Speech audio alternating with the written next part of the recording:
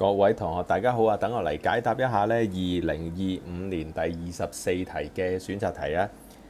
佢話如圖所示呢，正方形 MNOP 其邊長呢係 R 嘅，咁我見到一個正方形喎。咁啊，把點電荷呢正 Q，OK，我哋見到呢一度呢有一粒正 Q 喎，呢一度呢有一粒負嘅 Q，分別呢固定喺 P 同埋 N 嘅兩個角落頭嗰度。在 O 嘅電場究竟係幾多呢？佢而家即係問翻你喺呢一點嘅電場，喺呢個位置嘅電場會係幾多呢？好，咁啊，首先我哋簡單咁去定義一下先。我哋知道呢，如果有一個 source，即係有一個源頭，佢係保持住正 Q 嘅話呢，其實佢嗰個嘅電場呢就會向外360度，OK， 咁樣以球體嘅形式去發散嘅。而呢，如果呢一個係一個 R 值嘅，呢一度受到嘅電場嘅大細係幾多啊？咁就用呢條公式 E 等於 Q over 4 pi epsilon R 嘅二次方。OK， 記得係 R 嘅二次方。好啦，咁同樣道理啦。如果嗰粒嘅 source 即係嗰個源頭係負 Q 嘅話，咁點算啊？將所有嘅電場都係向翻住佢嘅，向翻住佢嘅，向翻住佢嘅，向翻住佢嘅。咁而嗰個嘅電場大細呢，其實亦都係同用翻頭先我提供嘅呢條公式去處理就得㗎啦。OK， 好啦，咁而家問翻你啦，究竟 O 嗰點受到嘅電場總值係幾大啊？咁樣，我哋首先以呢兩個嘅關係去做一個嘅定義先。好啦，如果 P 發出嚟嘅電場喺 O 嗰點接受得到係幾多呢？非常簡單，我哋只需要呢係揾得到。由於正 Q 嘅電場係會向出嘅，咁所以呢，呢一度受到嘅電場呢，就係 E 等於正 Q over 4 pi epsilon 啱啱好 R square。頭先講過啦，因為佢哋兩個之間嘅距離係 R， 所以我哋都會用 R square。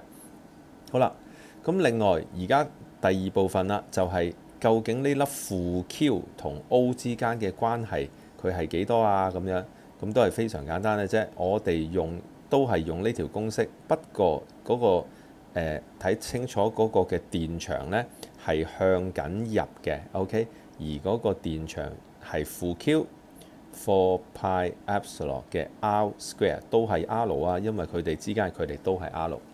好啦，咁既然知道呢兩個電場嘅方向啦，同埋大細啦，我就將呢兩個嘅電場呢，就用合電場嘅形式去揾翻佢嘅結果。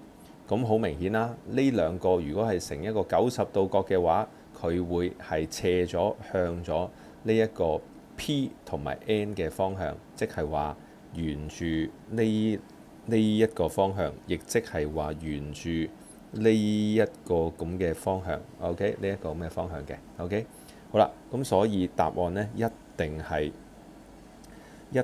呢A 同埋 B 㗎啦，即係一定係由 P 向 N 嗰個方向去行㗎啦。OK， 咁所以呢答案唔係 A 就係 B。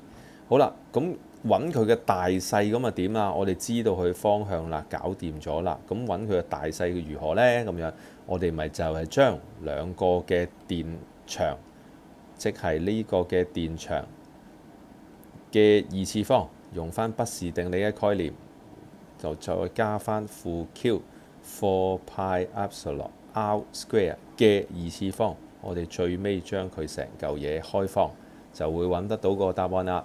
好啦，咁非常簡單啦，因為呢下邊呢嚿嘢呢，基本上二次方我哋冇喐過去嘅。OK， 咁所以呢，即係加埋佢嘅時候呢，其實佢個分母就係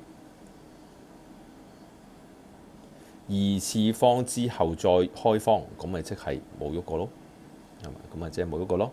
好啦，咁所以呢，下邊嗰個分母呢，我唔擔心同學仔唔識。好，上邊嗰個點呢，咁啊要小心啦，因為呢，正 Q 嘅二次再加負 Q 嘅二次，咁咪即係都係正 Q 嘅二次咯。好，呢兩個加埋佢就會得出一個結論，就係2Q 嘅二次方。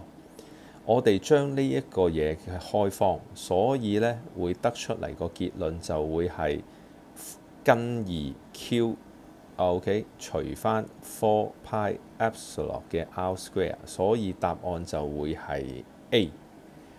好啦，呢一年呢揀 A 嘅同學仔呢係總共有66% 嘅。OK， 揀 A 嘅同學仔總共有66% 嘅。好，希望你遇到同類型嘅問題，你都識得去作答啦。